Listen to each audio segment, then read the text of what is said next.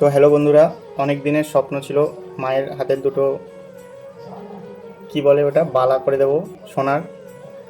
একদিন হঠাৎ মায়ের কাছে টাকা চেয়েছিলাম।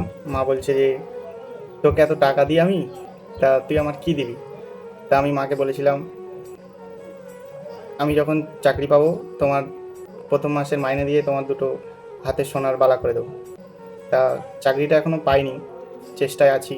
ইনশাআল্লাহ পরে যদি হয়, আল্লাহ যদি চাই তো হবে।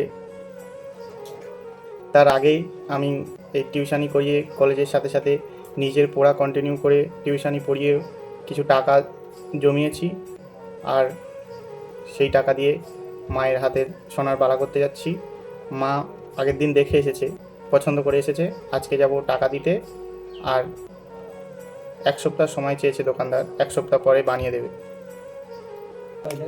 তো চলো দোকানে গিয়ে তোমাদের সাথে দেখা হচ্ছে। सुना है तेरी तकदीरों में तुम्हारा मेरा मेल 2,000 years